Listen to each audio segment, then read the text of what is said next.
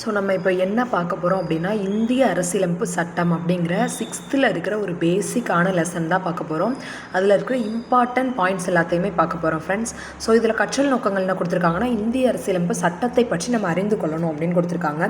இந்திய அரசியலமைப்பு சட்டத்தோட உருவாக்கத்தை அறிந்து வியத்தல், எப்படி உருவாக்குனாங்க, இவ்வளோ சிறப்பாக உருவாக்கியிருக்காங்களே, நம்ம அதை பார்க்கணும். அதுக்கப்புறம் அதோட சிறப்பம்சங்கள் என்னதெல்லாம், அப்புறம் நம்மளோட அடிப்படை உரிமைகள் என்னதெல்லாம், கடமைகள் என்னதெல்லாம் அப்படின்றத அறிஞ்சு அவற்றை பின்பற்றணும் அப்படின்னு சொல்லி இதோட இதாக இருக்குது. ஸோ இந்திய அரசியலமைப்பு சட்டம் உருவாச்சு இல்லையா, அதை நம்ம 1950 ஏற்றுக்கொட்டோம். அதை தான் நம்மளோட குடியரசு தினமாக கொண்டாடிட்டு இருக்கோம்.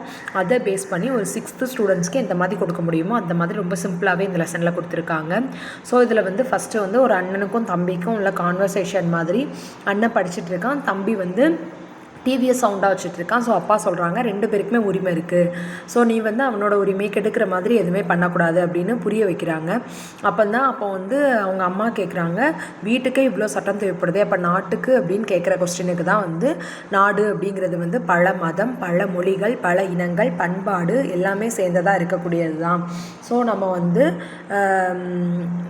ரொம்பவே கான்சியஸாக இருக்கணும். நம்மளோட உரிமைகள் கடமைகள் எல்லாத்துலேயுமே ஒற்றுமையாக இருந்தோம் அப்படின்னா தான் நம்ம நாட்டில் எல்லாரையுமே சமத்துவமாக நிர்வகிக்க முடியும். ஏன்னா நம்மளுடைய நாடு எப்பேற்பட்ட நாடு, அது பல மதங்கள், பல மொழிகள், பல இனங்கள், பண்பாடு சேர்ந்த எல்லா மக்களும் வாழக்கூடிய ஒரு நாடாக இருக்குது அப்படின்னு சொல்லி சொல்கிறாங்க. அதுக்கப்புறம் என்ன சொல்லியிருக்காங்கன்னா, நம்ம நாட்டை நிர்வகிக்கிறதுக்கு கரெக்டான சட்டங்களும் வழிமுறைகளும் தேவை, அதுதான் நம்ம அரசியலமைப்பு சட்டம் அப்படின்னு சொல்லியிருக்கோம் அப்படின்னு சொல்லி வீட்டில் உள்ள கான்வர்சேஷன் முடிஞ்சிருது. அப்புறம் நெக்ஸ்ட் டே ஒரு குடியரசு தினம் மாதிரியும் அங்கே என்னெல்லாம் நடக்குது அப்படின்னு சொல்லியும். ஸோ குடியரசு தினம் நம்ம எதுக்காண்டி கொண்டாடுறோம் அப்படின்னு சொல்லி கேட்காங்க. ஸோ நம்மளுடைய அரசியலமைப்பு சட்டம் 1950 ஜனவரி மாதம் 26ஆம் நாள் நடைமுறைக்கு வந்தது.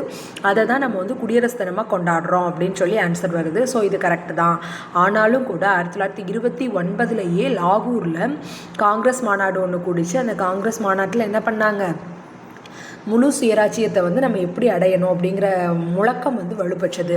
அதனைத் தொடர்ந்து 1930 ஜனவரி 26 அன்னைக்கு நம்ம முழு சுதந்திர நாளாக அப்போவே நம்ம கொண்டாடணும். அதாவது 1950 நம்ம என்னதான் சுதந்திரம் பெற்றிருந்தாலும் அதுக்கு முன்னாடி லாகூர் காங்கிரஸ் மாநாட்டில் முடிவு எடுத்து, அதுக்கப்புறம் லாகூர் காங்கிரஸ் மாநாட்டில் 1929 முடிவெடுத்து 1930 ஜனவரி 26 பூரண சுயராஜ்ய நாள் அப்படின்னு சொல்லி நம்ம கொண்டாடியிருக்கோம் அப்படின்னு சொல்லி சொல்கிறாங்க.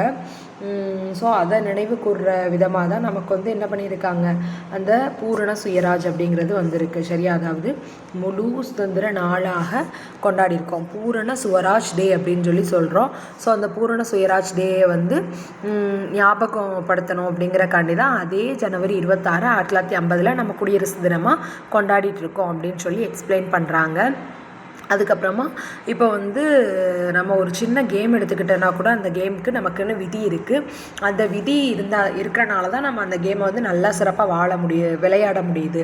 அதே மாதிரியே தான் நம்மளுடைய அரசியலமைப்பு சட்டமும் ஒரு நாட்டின் தேவையான சில அடிப்படை விதிகள் கொள்கைகளை உருவாக்கி ஆவணப்படுத்துவதோடு தன்னுடைய குடிமக்களோட உரிமைகள் கடமைகள் செயல்பாடுகளை வரையறுக்கிறது.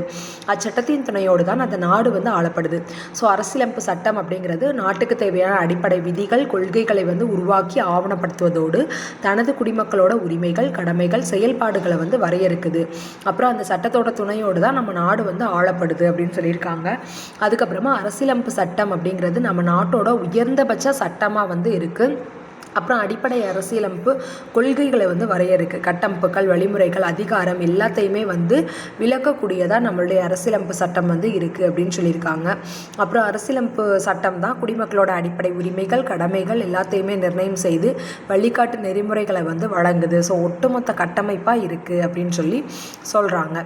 இதோட ஆரம்பகட்ட உருவாக்க பணிகளை பற்றி யோசித்தோம் அப்படின்னா, இதில் ஒரு 389 உறுப்பினர்களை கொண்ட ஒரு அரசியலமைப்பு நிர்ணய மன்றம் அப்படின்னு ஒன்று உருவாக்கப்பட்டது 1946ஆம் ஆண்டு. அதுக்கப்புறம் அதோட தலைவராக இருந்தவர் யாருன்னா டாக்டர் ராஜேந்திர பிரசாத். ஸோ 389 உறுப்பினர்களை கொண்ட இந்திய அரசியலமைப்பு நிர்ணய மன்றம் அப்படின்ற ஒன்று 1946ஆம் ஆண்டு உருவாக்கப்பட்டிருக்கு. அதாவது நம்மளுடைய அரசியலமைப்பை உருவாக்கணும், நமக்கு சுதந்திரம் கிடைக்க போகுது அப்படின்ன உடனே சரி யாரை வச்சு உருவாக்கலாம் அப்படின்ற கான்வர்சேஷனில் 389 உறுப்பினர்கள் தேர்ந்தெடுக்கப்பட்டிருக்காங்க. அவங்கள இந்திய அரசியலமைப்பு நிர்ணய மன்றம் அப்படின்னு சொல்கிறோம். ஸோ அவங்களுக்குள்ள ஒரு வரைவு குழு வந்து உருவாக்குனாங்க. 8 நபர் கொண்ட ஒரு வரைவு குழு. இந்த மொத்த அமைப்புக்கும் இந்திய அரசியலமைப்பு நிர்ணய மன்றத்துக்கு தலைவராக யார் இருந்தா? முனைவர் ராஜேந்திர பிரசாத் வந்து தேர்ந்தெடுக்கப்பட்டிருக்காரு. அதுக்கப்புறமா இதில் முக்கியமான மெம்பர்ஸ் அப்படின்னு பார்த்தோம்னா ஜவஹர்லால் நேரு, சர்தார் வல்லபாய் படேல், மௌலானா ஆசாத், எஸ் ராதாகிருஷ்ணன், விஜயலட்சுமி பண்டிட், சரோஜினி நாயுடு எல்லாருமே வந்து இந்த அமைப்பில் இடம்பெற்றிருக்காங்க. சரோஜினி நாயுடு, ஜவஹர்லால் நேரு, சர்தார் வல்லபாய் படேல், மௌலானா அபுல் கலாம் ஆசாத், எஸ் ராதாகிருஷ்ணன், விஜயலட்சுமி பண்டிட், சரோஜினி நாயுடு உட்பட பலர் இந்த அமைப்பில் இடம்பெற்றிருக்காங்க. அதாவது இந்த 389 உறுப்பினர்களில் யாரெல்லாம் பார்த்தோன்னா ஜவஹர்லால் நேரு, சர்தார் வல்லபாய் படேல், மௌலானா ஆசாத், எஸ் ராதாகிருஷ்ணன், விஜயலட்சுமி பண்டிட், சரோஜினி நாயுடு உட்பட பலர் வந்து இந்த அமைப்பில் வந்து இடம்பெற்றிருக்காங்க அப்படின்னு சொல்கிறாங்க. அப்புறம் இந்த இடம்பெற்ற அதில் வந்து வரைவு குழுன்னு சொன்னேன் இல்லையா, அந்த வரைவு குழுவோட மெம்பர்ஸோட பிக்சர்ஸ் தான் இது. ஸோ இவங்க தான் வந்து நம்மளுடைய அரசியலமைப்பை வந்து ரிட்டனில் வந்து நமக்கு எழுதி கொடுத்தாங்க. மொத்தமான அந்த 389 உறுப்பினர்களில் வந்து 15 பெண் உறுப்பினர்கள் இருந்தாங்க. 15 பெண் உறுப்பினர்கள் இருந்தாங்க. இது ரொம்பவே இம்பார்ட்டண்டானது. 15 பெண் உறுப்பினர்கள் இருந்திருக்காங்க. 7 பேர் கொண்ட அரசியலமைப்பு சட்ட வரைவு குழு வந்து உருவாக்கப்பட்டு அதன் தலைவராக அம்பேத்கர் தேர்ந்தெடுக்கப்பட்டார். இதுதான் அந்த எல்லாருடைய கருத்துக்களையும் வந்து எழுதுனாங்க இல்லையா, அதை தான் நம்ம வந்து வரைவு குழு அப்படின்னு சொல்கிறோம். ஸோ 7 பேர் கொண்ட அரசியலமைப்பு சட்ட வரைவு குழு. இதில் பாருங்கள் 1 2 3 4 5 6 7 8 அதோட தலைவர் அம்பேத்கர். ஸோ 7 + 1 8 பேர் இருக்காங்க. 8 பேர் இருக்கிற ஒரு அரசியலமைப்பு வரைவு குழு வந்து உருவாக்கியாச்சு. அதுக்கு ஆலோசகர் யார் அப்படின்னு பார்த்தோன்னா BN ராவ் அப்படிங்கிறவங்க தான் அதோட ஆலோசகர். இக்குழுவின் முதல் கூட்டம் 1946 டிசம்பர் 9 நடைபெற்றது. ஸோ இந்த குழுவுக்கு வந்து முதல் கூட்டம் எப்போ நடைபெற்றுச்சுன்னு பார்த்தோம்னா 1946 டிசம்பர் 9 இதோட நடைபெற்றிருக்கு. சட்டத்தை எழுதுகிற வேலைகள் எல்லாமே அன்னைக்கே ஸ்டார்ட் பண்ணிட்டாங்க. அதனால் அண்ணல் அம்பேத்கர் நம்ம என்ன சொல்கிறோம், இந்திய அரசியலமைப்பு சட்டத்தின் தந்தை அப்படின்னு சொல்கிறோம். இக்குழுவினர் இங்கிலாந்து, அமெரிக்கா, அன்றைய சோவியத் ரஷ்யா, பிரான்ஸ், சுவிட்சர்லாந்து உட்பட 60 நாடுகளுக்கு அலைஞ்சிருக்காங்க. ஸோ முக்கியமான நாடுகள் என்னதெல்லாம் அப்படின்னு பார்த்தோம் அப்படின்னா இங்கிலாந்து, அமெரிக்கா, அன்றைய சோவியத் ரஷ்யா, பிரான்ஸ், சுவிட்சர்லாந்து உட்பட 60 நாடுகளின் அரசியலமைப்பு சட்டங்களை வாசித்து அவற்றில் இருந்த சிறப்பான பகுதிகளை முன்மாதிரியாக கொண்டு நமது அரசியலமைப்பு சட்டத்தை வந்து உருவாக்கிட்டாங்க. அரசியலமைப்பு சட்டம் இறுதி செய்யப்படுவதற்கு முன்னர் சுமார் 2000 திருத்தங்கள் வந்து செய்யப்பட்டிருக்கு. ஸோ எல்லோரும் ஏற்றுக்கணும் இல்லையா, அது வரையும் 2000 திருத்தங்கள் செஞ்சுருக்காங்க. அந்த சட்டம் வந்து எழுதி முடிக்கப்பட்டது எப்போ அப்படின்னு பார்த்தோம்னா 1946 டிசம்பர் 9 முதல் கூட்டம் நடந்திருக்கு இல்லையா, அன்னையிலேருந்து 2 ஆண்டுகள் 11 மாதங்கள் 18 நாட்கள் கடந்து 1949 கிட்டத்தட்ட 3 வருஷம், அதாவது 2 ஆண்டுகள் 11 மாதங்கள் 18 நாட்கள், இன்னொரு 12 நாள் ஆட் ஆன் ஆயிருந்துச்சுன்னா அது வந்து 3 வருஷமாக இருக்கும் கம்ப்ளீட்டாக. ஸோ அந்த 12 நாட்களை நீக்கிட்டு 2 ஆண்டுகள் 11 மாதங்கள் 18 நாட்களில் முடித்து 1949 நவம்பர் 26 சப்மிட் பண்ணியிருக்காங்க. முழுமையான அரசியலமைப்பு சட்டம் தயாராகிருச்சு. இப்போது இதை வந்து சைன் பண்ணி ஏற்றுக்கிட்டாங்க. ஒரு 289 பேர் இதை வந்து சைன் பண்ணி ஏற்றிருப்பாங்க.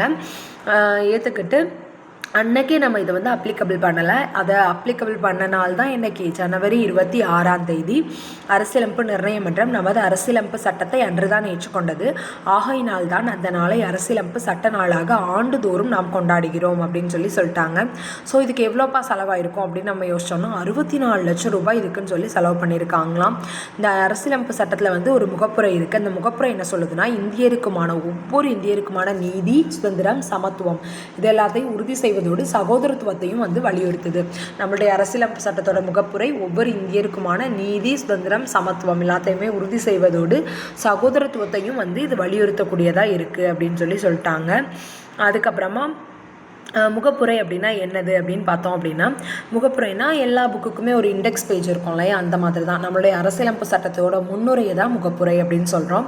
இது வந்து இந்தியாவை இறையாண்மை, சமத்துவம், மத சார்பின்மை, மக்களாட்சி குடியரசு அப்படின்னு வரையறை செய்து இந்த சென்டென்ஸை வந்து நம்ம மாற்றவே கிடையாது. இறையாண்மை, அதாவது லைன் மாற்றாமல் நம்ம வந்து எழுதணும். ஸோ என்ன சொல்லியிருக்காங்கன்னா, இறையாண்மை, சமத்துவம், சமய சார்பற்ற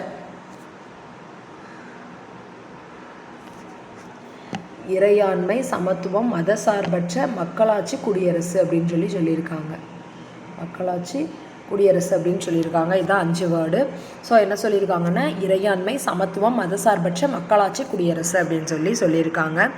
ஈச ம கு அப்படின்னு ஞாபகம் வச்சுக்கோங்க. ஸோ இறையாண்மை, சமத்துவம், அதுக்கப்புறம் மதசார்பற்ற மக்களாட்சி, குடியரசு அப்படின்னு சொல்லி இது வந்து வரையறை செஞ்சுருக்காங்க. அரசியலமைப்பு சட்டம் இந்திய மக்களுக்கு வந்து முழு அதிகாரத்தை வழங்கியுள்ளது. நாடாளுமன்றம் மற்றும் சட்டமன்ற உறுப்பினர்கள் மக்களால் தேர்ந்தெடுக்கப்படுகிறார்கள். இவர்களிடம் நிறைவேற்று அதிகாரம் இருக்கிறது. இப்படியாக ஒரு நாட்டின் உச்சநிலை அதிகாரத்தை தான் நம்ம இறையாண்மைன்னு சொல்கிறோம். இறையாண்மைனா என்னப்பா அப்படின்னு நம்ம யோசிச்சோம் அப்படின்னா நமக்கு என்ன ஆன்சர் கிடைக்கும்? இறையாண்மை அப்படின்னா அரசியலமைப்பு சட்டம் வந்து இந்திய மக்களுக்கு ஒரு முழு அதிகாரத்தை வந்து வழங்கியிருக்கு. நாடாளுமன்றம் மற்றும் சட்டமன்ற உறுப்பினர்கள் மக்களால் தான் தேர்ந்தெடுக்கப்படுறாங்க. ஸோ உச்சபட்ச அதிகாரம் யார்கிட்ட இருக்குது? மக்கள்கிட்ட தான் இருக்குது. ஸோ ஒரு நாட்டின் உச்சபட்ச அதிகாரத்தை தான் நம்ம என்ன சொல்கிறோம்? இறையாண்மைன்னு சொல்கிறோம் அப்படின்னு சொல்லிட்டாங்க. அப்புறம் மத சார்பின்மைனா என்ன அப்படின்னு யோசிச்சோம்னா மக்கள் தங்கள் விருப்பப்படி வெவ்வேறு இறை மத நம்பிக்கை கொண்டவர்களாக இருக்க அனுமதிக்கும் சட்டம் அவர்களுக்கு ஒரே விதமான பாகுபாடற்ற உரிமைகளை வழங்குது. அரசுக்குன்னு சொல்லி ஒரு மதம் கிடையாது. ஸோ என்ன சொல்லியிருக்காங்க? அதை தான் நம்ம வந்து மத சார்பற்ற அப்படின்னு சொல்கிறோம். அதுக்கப்புறமா மாநில மற்றும் ஒன்றிய அரசுகள் சட்டமன்ற ஆட்சி முறையினை பின்பற்றி ஆட்சி செய்ய வழிவகை செய்துள்ளது. அதாவது பார்லிமெண்ட்ரி ஃபார்ம் ஆஃப் கவர்மெண்ட். அதாவது என்ன சொல்கிறாங்கன்னா அரசியலமைப்பு சட்டத்தை அவங்க வந்து ஃபாலோ பண்ணி தான் நம்மளை வந்து ஆட்சி செய்யணும் அப்படின்னு சொல்லியிருக்காங்க. ஸோ இந்த அரசியலமைப்பு நிர்ணய சபை இருக்கு இல்லையா, அதுக்கப்புறம் மாநில ஒன்றிய அரசுகள் இவங்க எல்லாருமே யாருக்கு கட்டுப்பட்டவங்களாக இருப்பாங்க? அரசியலமைப்புக்கு கட்டுப்பட்டவங்களாக இருப்பாங்க. மொத்த கூட்டு பொறுப்பாளிகளாக இருக்காங்க அப்படின்னு இருக்காங்க. அப்புறம் அடிப்படை உரிமை, ஒவ்வொரு குடிமகனுக்கும் மிக தேவையான உரிமைகள் அப்படின்னு ஒன்று இருக்குது. அதை தான் நம்ம என்ன சொல்கிறோம்? அடிப்படை உரிமைகள் அப்படின்னு சொல்கிறோம். அடிப்படை உரிமைகள் நல்லா இருக்குன்னு பார்த்தோம்னா சமத்துவ உரிமை, சுதந்திர உரிமை, சுரண்டலுக்கு எதிரான உரிமை, சமய சுதந்திர உரிமை, கலாச்சார மற்றும் கல்வி உரிமை, அப்புறம் அரசியல் உரிமை அப்படின்னு சொல்லி ஒன்று உண்டு. அதாவது என்ன சொல்கிறாங்கன்னா இது வந்து 10th புக்கில் நல்லா ப்ரீஃபாக இருக்கும், எதுலேருந்து இதுவரையும் என்னென்ன உரிமைகள் அப்படின்னு சொல்லி. ஸோ அதில் நம்ம ரிவைஸ் பண்ணிக்கலாம். வழிகாட்டு நெறிமுறை அப்படின்னா என்னது அப்படின்னா அரசுகள் சட்டம் இயற்றும் போது ஆட்சி செய்யும் போதும் கவனத்தில் கொள்ள வேண்டிய வழிகாட்டுகளை தான் நம்ம அரசியலமைப்பு சட்டம் வந்து வழிகாட்டு நெறிமுறைகளாக வழங்கியிருக்காங்க. இதை வந்து கம்பல் பண்ணி இதை கண்டிப்பாக நடைமுறைப்படுத்தணும் அப்படின்னு அவசியம் கிடையாது. அப்புறம் 18 வயது ஃபுல்ஃபில் ஆன எல்லாருக்குமே வந்து வாக்களிக்கக்கூடிய உரிமை கொடுத்துருக்காங்க. சாதி, மதம், பாலினம், பொருளாதார அடுக்கு உட்பட எதுவுமே இதுக்கு வந்து தடை கிடையாது. நம்ம தேசிய கீதத்தை வந்து நம்ம மதித்து நடக்கணும். நம்மளுடைய கடமைகளை பார்த்தோன்னா நம்மளுடைய தேசிய கீதத்தை நம்ம மதித்து நடக்கணும். எல்லா குடிமக்களும் அரசியல் சட்டத்தை மதித்து பேணணும். சுதந்திரத்திற்காக போராடிய நம்முடைய தலைவர்களை வந்து நம்ம பின்பற்றி நடக்கணும். நாட்டை பாதுகாக்கணும். நாட்டுக்காக தேவைப்படும் போது சேவை செய்ய தயாராக இருக்கணும். சாதி, மத, மொழி, இன எல்லை கடந்த அனைவரையும் சகோதர மனப்பான்மையுடன் இருக்கணும். நமது பழம்பெருமை மிக்க பாரம்பரியத்தை காத்து நாடுகள், நதிகள், ஏரிகள் உள்ளிட்ட இயற்கைகளையும் வனவிலங்குகளையும் பாதுகாக்கணும். அறிவியல், மனிதாபிமானம், சீர்திருத்த உணர்வுகளை வளர்ப்பது, வன்முறையை தவிர்த்து அரசு சொத்துக்களை பாதுகாப்பது, குழந்தைகளின் பெற்றோரோ அல்லது பாதுகாப்பாளரோ அவங்களுக்கு வந்து 14 இயர்ஸ் வரையும் கண்டிப்பாக நம்ம என்ன கொடுக்கணும்? எஜுகேஷன் வந்து கொடுத்துடணும். இது எல்லாமே நம்மளுடைய கடமைகளாக இருக்குது. அப்புறம் டாக்டர் B.R. அம்பேத்கர் அவங்க கூடயே சேர்ந்து என் கோபாலசாமி, K.M. முன்ஷி, சையது முகமது சாதுல்லா, என் மாதவராவ், T.T. கிருஷ்ணமாச்சாரி, அல்லாடி கிருஷ்ணமாசாரி இவங்க எல்லாருமே என்னதான் இருந்திருக்காங்க? அரசியலமைப்பு வரைவு குழுவில் உறுப்பினர்களாக இருந்திருக்காங்க. ஸோ அந்த அரசியலமைப்பு வரைவு குழுவோட தலைவர் யார்? B.R. அம்பேத்கர். அவர் தான் நம்மளுடைய அரசியல் சட்டத்தை உருவாக்கிய முதன்மை சிற்பியாக இருக்காங்க. அரசியலமைப்பு சட்டம் உருவான போது அதில் எவ்வளோ இருந்துச்சு அப்படின்னு பார்த்தோம்னா 395 உறுப்புகள், 22 பகுதிகள், 8 அட்டவணைகள். அதாவது 395 ஆர்டிக்கல், 22 பகுதிகள், 8 அட்டவணைகள் வந்து இருந்திருக்கு. இப்போ பார்த்தோம் அப்படின்னா 448 உறுப்புகள், 25 பகுதிகள், 12 அட்டவணைகள் இருக்குது. ஸோ அது வந்து நம்ம ஆட் ஆன் பண்ணிகிட்டே போகிறனால 448 உறுப்புகள், 25 பகுதிகள், 12 அட்டவணைகள் இருக்குது. இந்திய அரசியலமைப்பு சட்டம் வந்து இது வரைக்கும், அதாவது 2021 வரையும் தான் இதில் போட்டிருக்காங்க. அது வரையும் பார்த்தோன்னா 105 முறை இப்போ வந்து திருத்தியிருக்காங்க. இந்திய அரசியலமைப்பு சட்டத்தோட உண்மை பிரதி வந்து கையால் எழுதப்பட்டது. அது வந்து எந்த மொழிகளில் எழுதப்பட்டது அப்படின்னு பார்த்தோன்னா ஹிந்தி மற்றும் ஆங்கிலமில் கையால் எழுதப்பட்டது. அதாவது அதை பிரேம் பெகாரி நரேன் ரைஜடா அப்படிங்கிறவங்க வந்து இத்தாலிய பாணியில் கைப்பட எழுதியிருப்பாங்க. அது வந்து இந்திய நாடாளுமன்ற நூலகத்தில் ஹீலியம் வாயு நிரப்பப்பட்ட பேழையில் வச்சு இன்னைக்கு வரையும் பாதுகாத்துட்டு வரோம் அப்படின்னு சொல்லி லெசனை முடிச்சிட்டாங்க ஃப்ரெண்ட்ஸ். தேங்க்யூ.